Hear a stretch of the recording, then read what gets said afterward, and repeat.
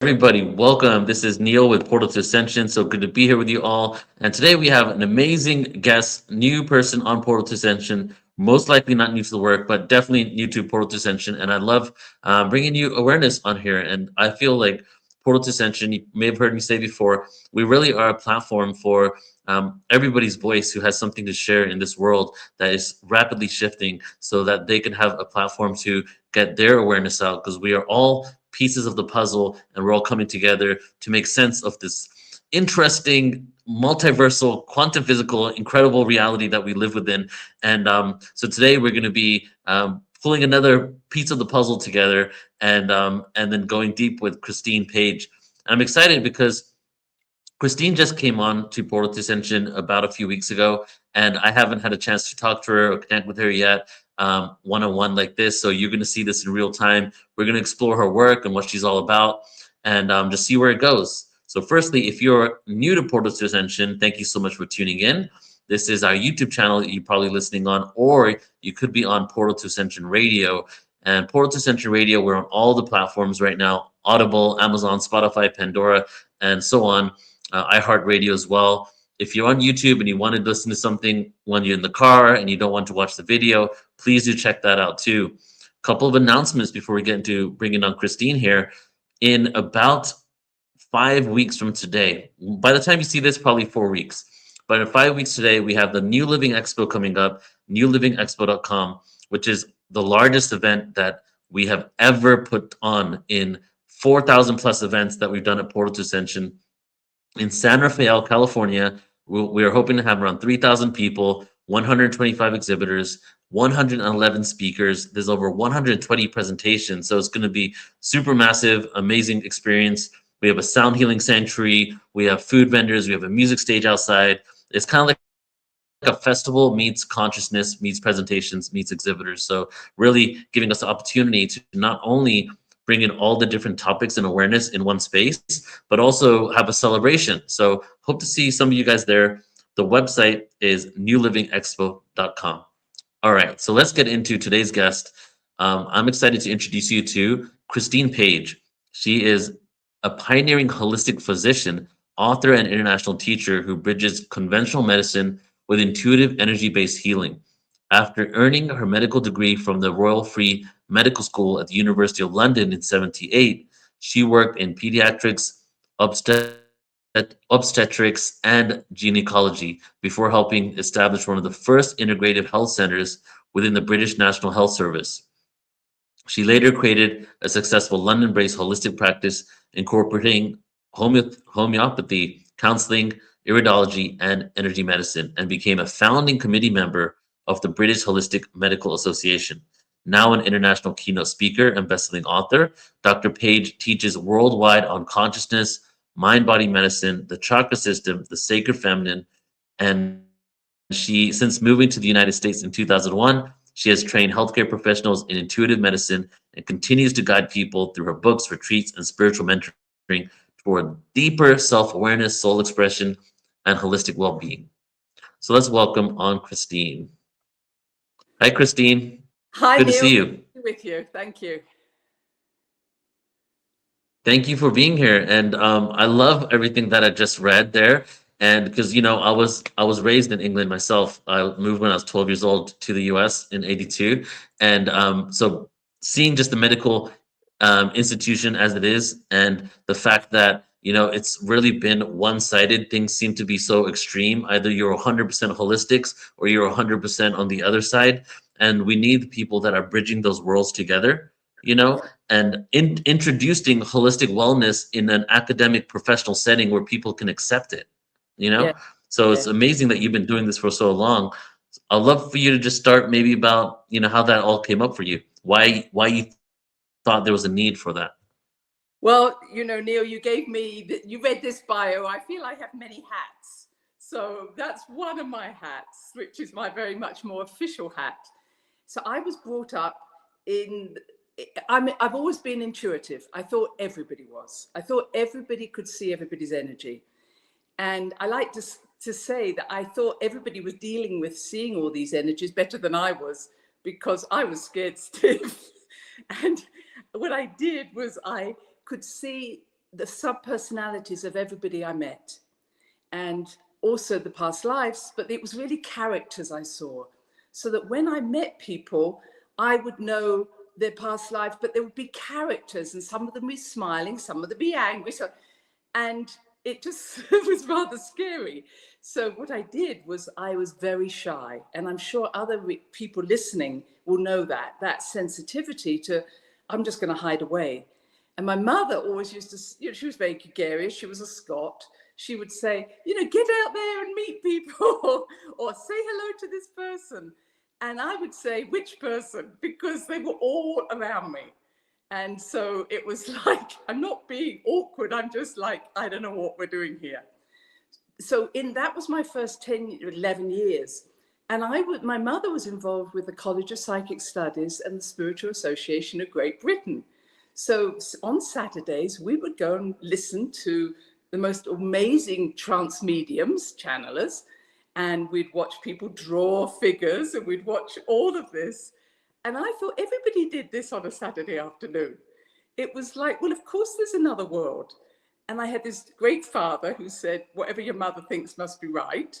So, we'd come home and we'd talk about this 5,000-year-old Egyptian who would come through, someone we recognized and, we respected. And we'd say, well, he says, and what my parents always said is, nobody's better, nobody's worse. Just listen, and if it works for you, take it on board. So that was, my upbringing. When I went into my teenage years, I started to experience more of the sensitivity to other people's pain. So, it was much harder for me when someone was suffering. And my mother was involved with healers and homeopaths, and her greatest friend was a healer. And, she did every diet, for cancer before. This was in the 60s and 70s.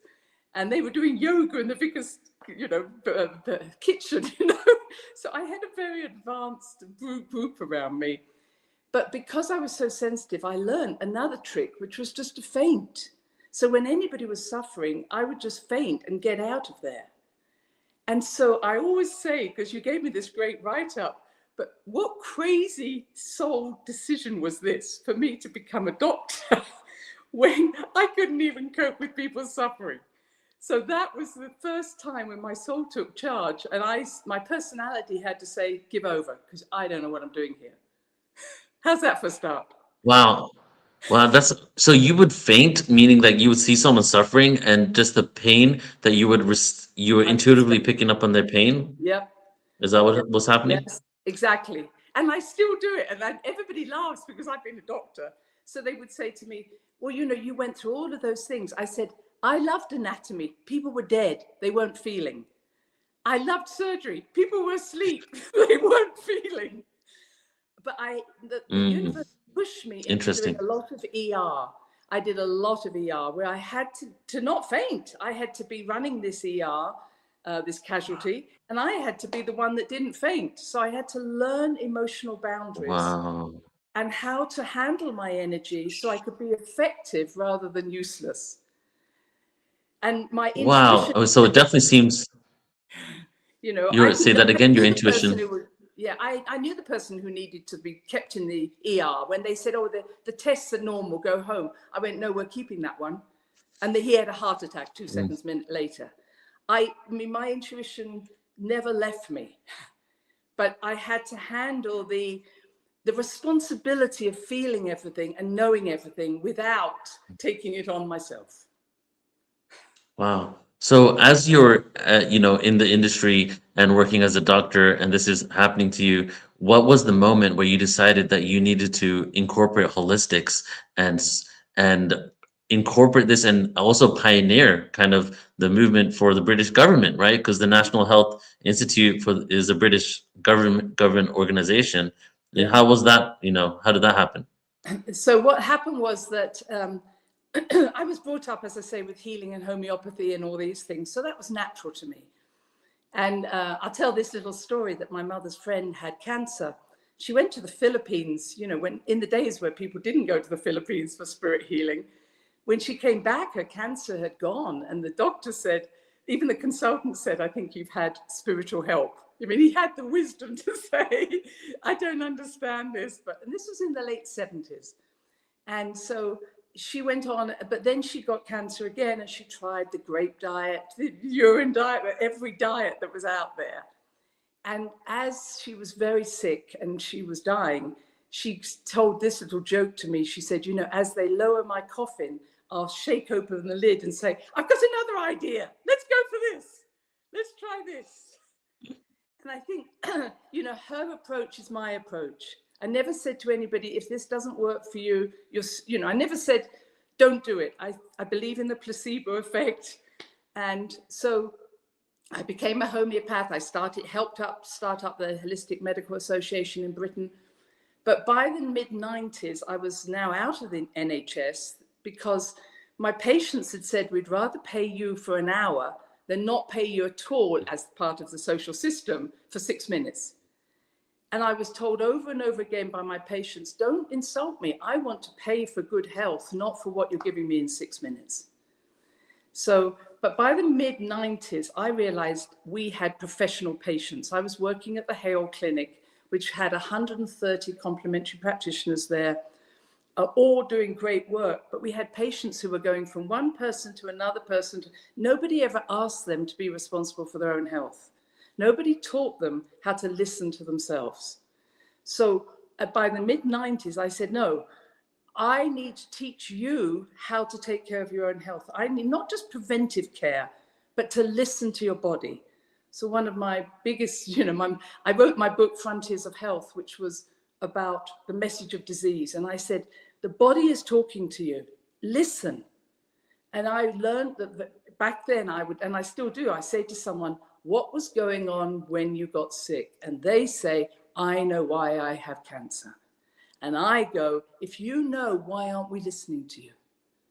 And these were people who had no spiritual awareness. They said, I know why I needed to get cancer or my heart attack.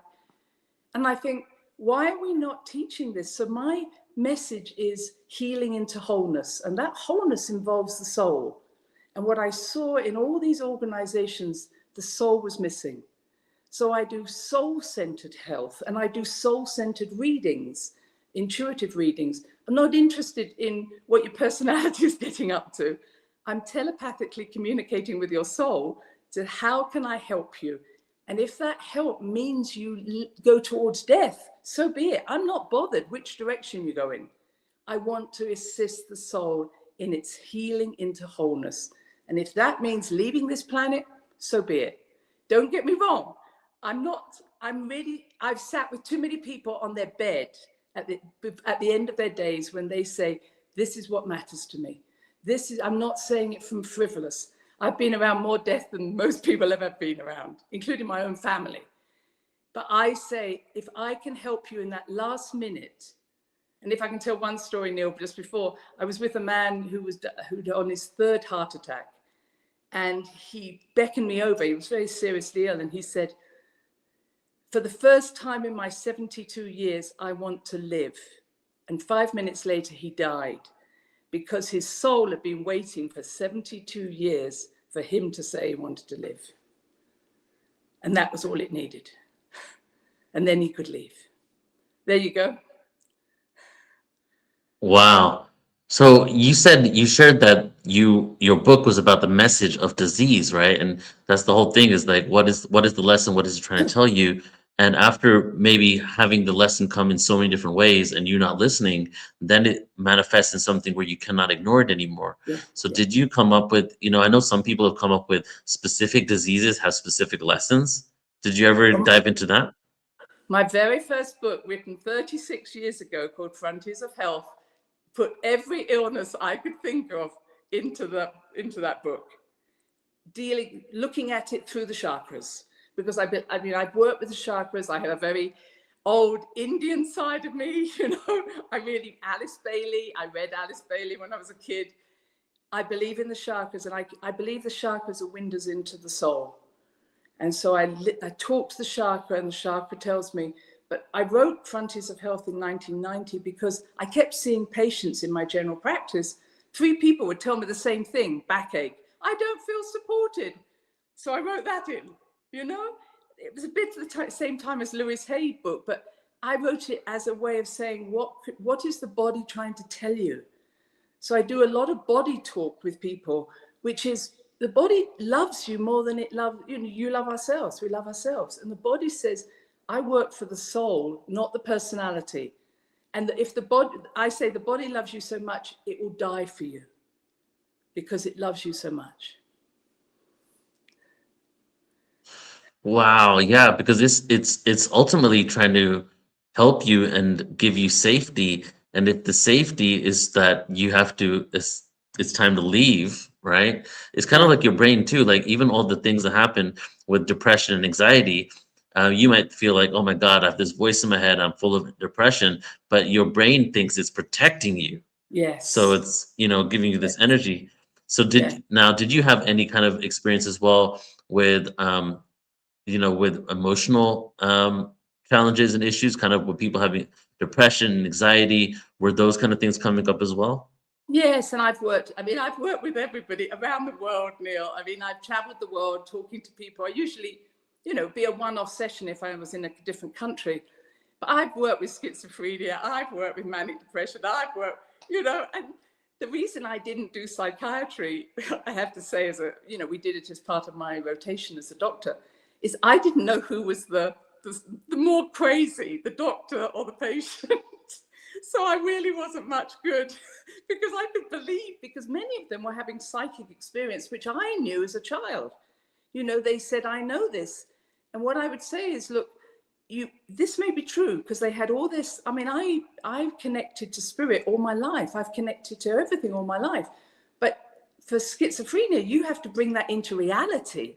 And if it doesn't allow you to live a functional life, then it's a problem. And I think, we're moving into more my psychic world. I see people who are today having psychic experience, but it doesn't allow them to function.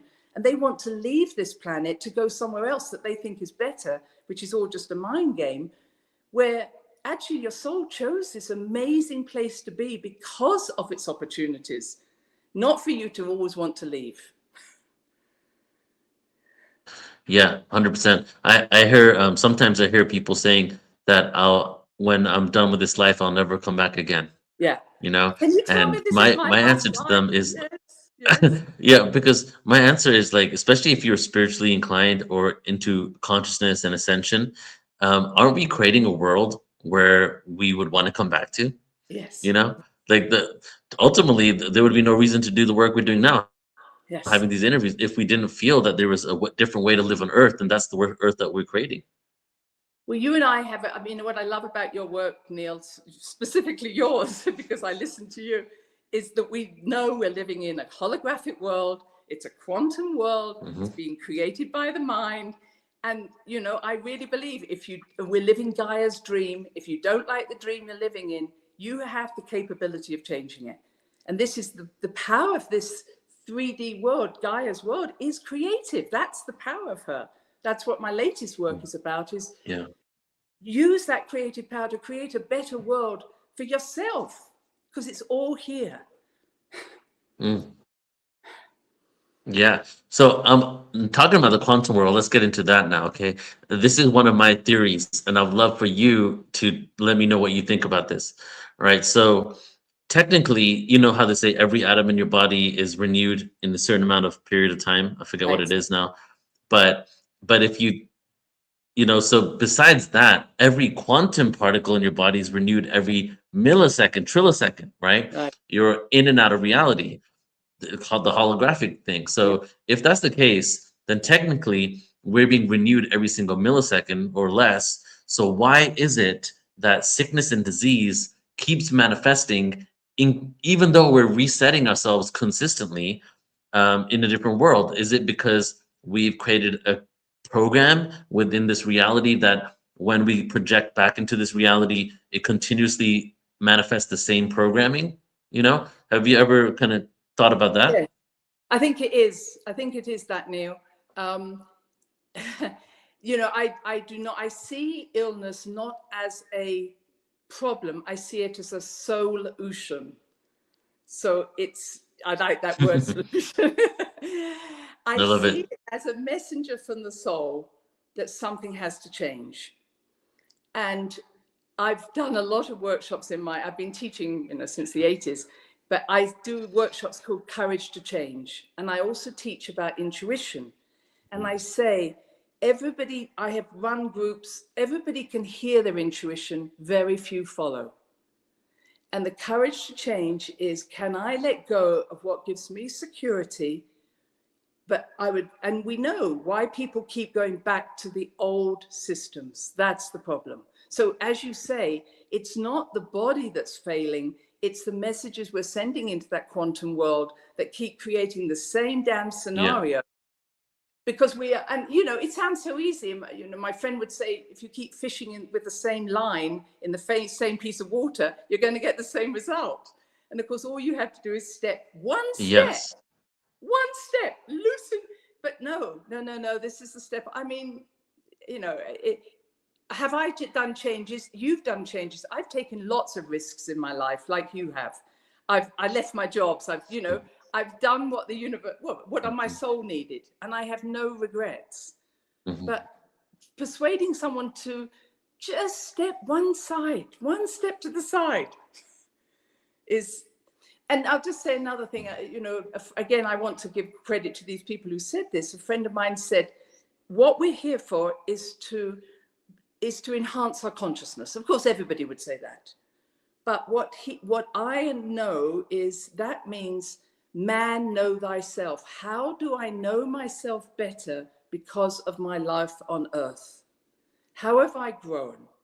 And what he said is he watches people come in on one level of consciousness and go out on exactly the same level of consciousness because nothing has changed. And the way I look at it is that we are a beautiful spherical flower with the soul in the center and all these petals around it. And our job is to open every damn petal so our soul can shine its light through. And all we keep doing is shining the soul's light through the same petal, thinking we're going to get a different result. There we go. Yeah. Mm-hmm. You know, I want to pivot now to some other things that you also do, but I want one more question in regards to this about illness and disease. Also, like, I've noticed that, you know, a lot of times when people have cancer and then they heal from just the conventional ways, whether it's chemo, even though chemo has the results came out that 50% Yeah. of people that get chemo die from chemo, Yes. right? So whether it's that or something else where the tumor is removed, the amount of times that it comes back faster than ever. They think they healed 3 years ago. All of a sudden, it comes back 10, 20, 100 times faster than before. Within weeks, sometimes they're dead. Yeah. And and since you're working with people speaking to their souls, like, I'm pretty sure it's because they didn't learn the lesson behind it. They just went ahead and physically removed it, but there was another component of it. So what's your take on what's actually going on there when it comes back like that? Again, I don't want to focus that they're doing anything wrong, but there is a piece where listening to what was going on in your life when you got sick. And again, that's a great question, because that's why I say, I've had people say, I know why I got cancer, because this was the only way to deal with this situation. And that's what their soul was asking them to do, get out of that situation or whatever. Now, that isn't malingering or, you know, doing something. This is your soul saying, you will not get better until this happens. Now, I just want to also bring this in. And again, I quote Bashar on this. And I think it's true. Every one of us knows almost to the day we're going to die. All right. How we die may not be in God. I do not believe that we come in and we don't have a purpose here. And I believe that our soul says, this is what we want to, this is the length of time we're going to spend here before we may go somewhere else, before it will not be effective anymore. Our purpose will not be helpful to be in an earth suit, as I call it, anymore. So what I'm saying is, I've seen people who should live die, and I've seen people who should die, live the other way around. But, I've been around babies who have said, bye. I've done a lot of pediatrics. I think the reason I did all these jobs was I've watched children go, that's it, done my 6 years, I'm off.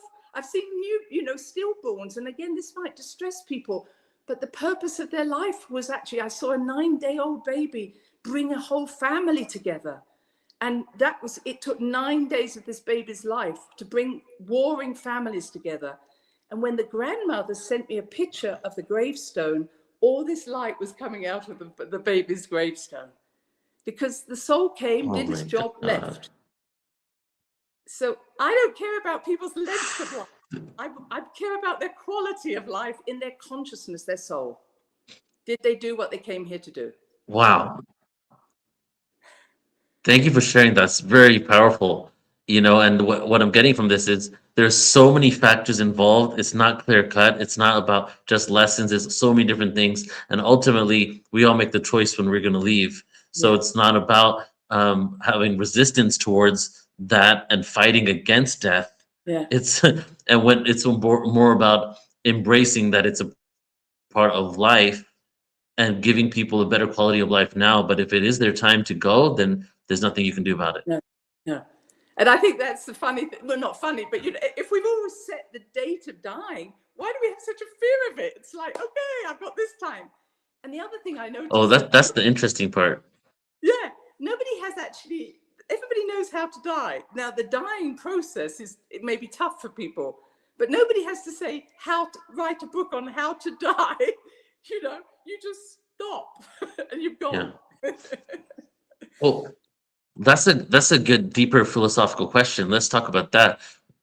Why is there a fear of death? And probably because it's the fear of the unknown. Because so many people on Earth, they don't. Even if you are religious, right? You, in some ways, you've kind of convinced yourself of a belief system to give you some solace of what's coming next, right?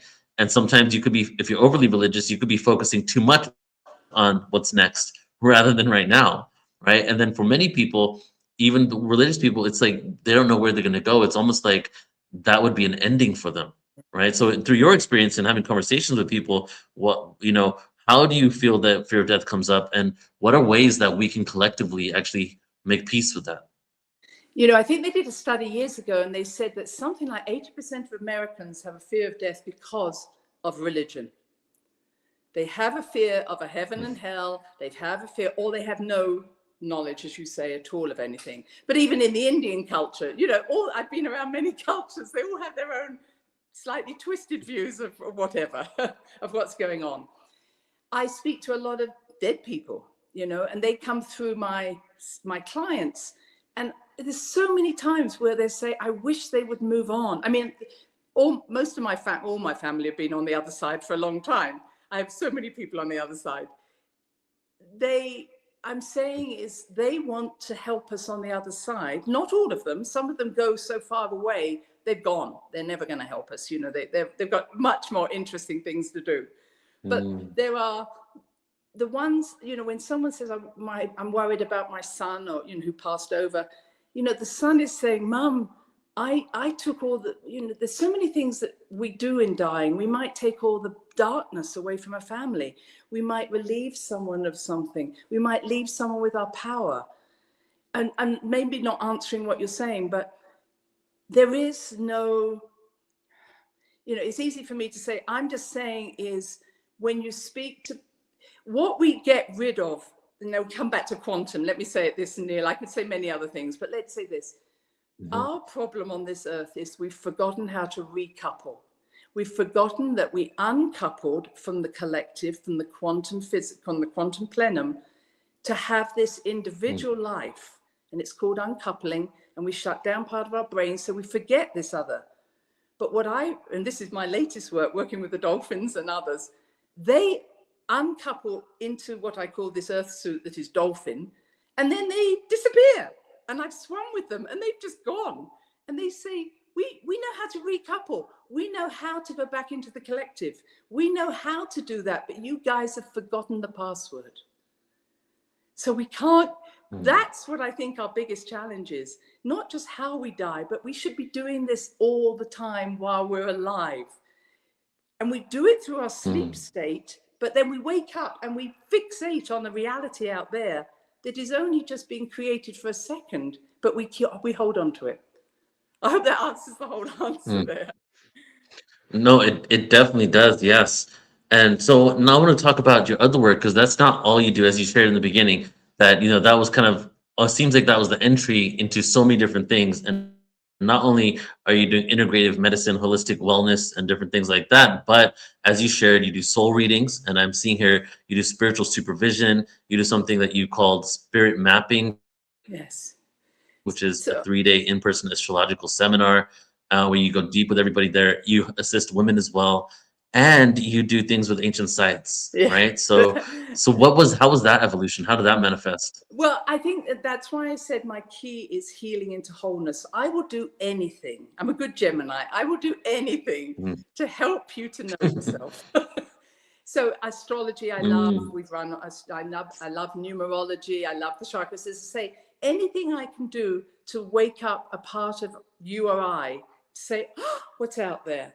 And my women's work, I did. I've written books on the women's work. I've written books on most things. But my latest work isn't latest because I've only come into it. But as a child, I always communicated with the trees, the rocks, the stars, because it all was just living beings. I mean, it's again part of that quantum world. We live in a living universe. And I thought everybody was having that, not just like, oh, I love a tree, but the trees would talk to me about things, or the dolphins, or the stones. I'm a real stone person. I love talking to stones because they're stone people hold the mysteries of a sacred site. So when I go to a sacred site, I talk mm, to the stones, not just listen to some mm, archaeologist tell me what he thinks. So right. I love sacred sites. I love the spirits in stones. You know, that's my favorite. I love talking to the ancient wisdom, but it's not ancient wisdom. You know, let's go back there and see what the Egyptians were doing. These, when the ETs, they will call them, let's say, when wise spirit beings want to get in touch with us, they will enter into a tree, a rock, a dolphin. In other words, they know how to uncouple from the collective, become a stone, talk to Christine, and disappear again. So we're missing Yeah. out on all this wonderful support and wisdom that's around us. Mm. Yeah, that makes sense. I mean, we have messages around us all the time, right? Yeah. And these beings can manifest. And since there's the law of non-interference, where they can't come and specifically just land in front of us and say, "Wake up," Yes. they Yes. have all these other tools, all these other Yes. mediums that are at the frequency that they could connect with, That's right. right? Yeah, and So, they'll do anything. And people, you know, people love going to a tree or a hill, but they don't understand that that tree mm, or hill is say, okay, you know, let's have that resonance with Christine, so she'll listen to us. right. So, okay, walk us through an ancient site excursion. I'm thinking like you take, okay, let's see, you deep dive into Peru. So you have is this like this is a Yep. video No, of you there, I've right? taken Connecting with the people. site. Yeah, for the last 20 years, my husband and I have taken people all over the world, and we took them to have the Hmm. experiences with the stones, the sacred sites, with the power places. So I haven't done that since COVID, just because it was more complicated, but it didn't feel right for my world at the moment. But now I want to go back to that, but I want everybody just in their own world to realize you don't need to go to a sacred site to have a sacred experience. The first thing is, how do I get Yeah. out of my own way of thinking I'm the guardian of the earth, where she really is our mother, rather than, you know, we're born from her. And I heard that from you when you said, you know, that character you talk about in your regression therapy, when you talk about it coming through the heart of Mother Earth.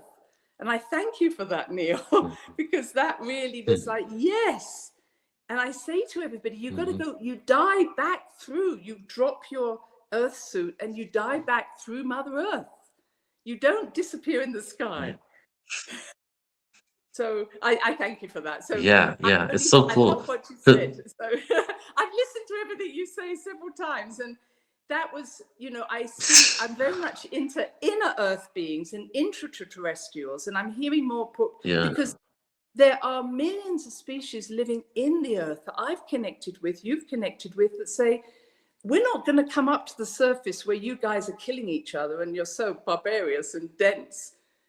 You know, until you change your frequency and you can connect to us, you Mhm. know, we're not going to bother. And that's what I'm trying to teach people to Yeah. do, is to get out of their heads, get out of their arrogance, and connect to trees and plants and stones, not because they're a plant, because they're a light being who has taken all its effort to come and communicate with you and lower its frequency to do that. Yeah, that's so beautiful. And speaking about, how you just shared that souls go back into earth, I was thinking that what I'm realizing is that everything that's happening spiritually also has a physical counterpart that is kind of doing the same thing, right? Like we are born from a mother that's from earth, and then we go and become part of the soil again, unless of course you're put in a coffin. But if you were Yes. like the old school ways, you were either lit up on flames, right? Cremated, Yes. ash into the ground, and or you're buried in the ground, and your soul goes back in the ground. And it's the same thing like with the frequency of the earth. The frequency of the earth increases so that we can be in a higher dimension, Yes. and as the closer we get to the black hole in the center of the galaxy, the higher our frequency goes. A physical manifestation of what's happening spiritually. Yes, absolutely. And, because the heart of Mother Earth, the heart of the galaxy are both toroids, we go through our heart. That's our telepathic Hmm. communication. I love what you're saying Oh there. yeah. And again, just because I finished writing my book or my book is published, it's earth to earth, ashes to ashes, in the sure memory that the soul can then be released. And it's like, yes, Hmm. it's in the Bible. It's in the Did you say earth to earth, ashes to ashes? earth to earth, in the sure knowledge that your soul will go back to its origins. That's the statement in the Christian Yeah. burial service. It's like, Right, right, what they're right. saying it. They're saying it, but do they know what they're talking about? That's the thing. Everything's become so ritualistic, right? And rituals without the intention. People just Yes. think like, in the same with all religion. That's kind of where we dipped into Kali Yuga. And I was born and raised Hindu, and in the Hindu faith, oh my God, there's so many truths, so much wisdom, but Yes. everything is so ritualistic. It's like they Yes. forgot the science, the truth behind what they're doing. And Yes. it's time to bring Yeah. that back, I feel. It truly is. And you bring so much of, you were talking about sound. I love all your work on sound, by the way, and I followed all of that. But in the Christian and in others, they say Alleluia and Alleluia, and it's like no, this is all the Uh-huh. vowels. Why are you not singing it? Because the vowels are the spirit of the song. I A U ya. It should be A A U E A. I mean, That's a good one. but no, Oh my God, I love it. Alleluia. You're like, oh my God, stop Yeah. that. Yeah. And that's why the Hebrew Enunciate. it's why the Hebrew alphabet doesn't have vowels in it. It's you add the vowels through your spirit to the Yeah. consonants. I mean, that's spirit into matter. Yeah. It's beautiful, you know. It is beautiful. So I also know you do work with women. So I'd love for you now just to speak about that for a bit. Because I see here you assist women with what you share as restoring health, creativity, and fulfillment through ancient mysteries of womanhood. What does that Yes, mean? women, women are powerful, and they have been cut off from that power so much. So I'll say a basic thing is that people talk about the base chakra being they call it the root chakra. So they call the root chakra at the base of the spine. But we were cut off from the real root chakra. The real root chakra is 9 feet under our feet, 3 meters. And we were cut off from that because that is where the dragon energy, which is the creative energy of Mother Earth, comes through. So what's really happening is that I get women to root themselves, not this, okay, you're grounded. No, roots, send your roots into your root chakra and draw the dragon energy up your spine, which is the true Kundalini energy, and then become empowered. So I have had women who have just done that practice and their periods have gone back into balance. They've had, got pregnant. But really, women, we've been told we have to get into our throat chakra and speak up here. But I say, no, get into your root chakra and bring the energy up Right. into your womb, because that's where your power is. That's a short synopsis. Yeah. Oh, that's beautiful. Yeah. Beautiful. Christine, thank you so much for sharing everything today. I truly love the whole journey that you've been on. on in order for you to, and I see that you are looking at different modalities that are all an extension of what you started out with, which is integrative holistic health. And you're like, what other parts can I assist people with to better know themselves, better know their souls, and live a good life? Yes. Without the attachment. It's crazy, like the amount of joy that you emanate and happiness, and being around death, helping people steward themselves into the next life. I feel that maybe it's giving you a sense of freedom, having this expression, and that expresses through you, Yeah. right? Thank you, Neil. It's been a pleasure. Yeah. Thank you so much. Yeah, for sure. And before we close out, are there any final thoughts, words that you want to express? And also, maybe if you have anything coming up that you want to share with everybody, and where they can find out more about you.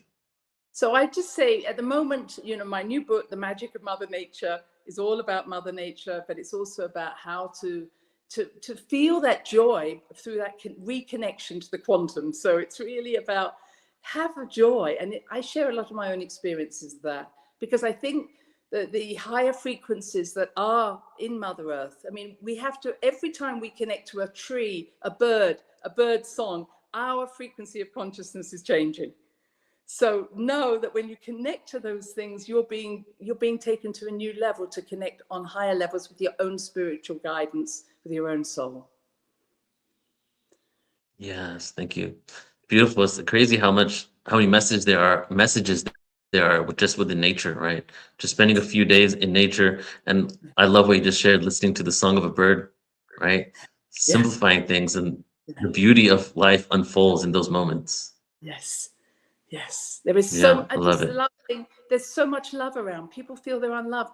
Oh my God, I see people Mm, say, have I got a guide? One guide, you've got loads of guides and they all love you. yeah. But we have to move Mm, beyond the false illusions that we are not good enough, which is that actually it's never been true, never ever. We only have to come that's the here and thing. love is the key. Yeah, yeah, yeah. Beautiful. Christine, thank you so much for everything that you do, all the work you do. And I'm excited. This is just the beginning. We're going to be doing a lot more together in the future. So I'm excited to see where it unfolds as we evolve together. Appreciate you. Thanks, Neil. Thanks a lot. All right, everybody. So thank you all for tuning in for today. Whether you're on YouTube or our podcast, check it out. Check out our podcast on Audible and all the other platforms, and check out our YouTube if you are on the audio. And I'm going to leave you guys with the trailer for the New Living Expos. I hope to see you there, and we'll catch you next time. Take care, everybody.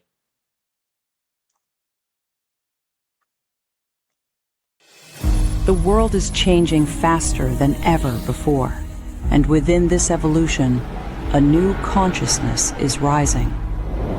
At the New Living Expo, thousands gather to expand consciousness, explore new conscious technologies, ancient wisdom, and the future of human potential. Immerse yourself in 3 days of heart-expanding wisdom and mind-binding awareness, with over 90 speakers sharing tools to awaken your highest potential. 125 exhibitors, 3,000 attendees, awakened souls unite in one powerful weekend of learning, healing, and connection. Experience transformation, connection, and the next chapter of human evolution. It is time for humanity to awaken. Join us at newlivingexpo.com.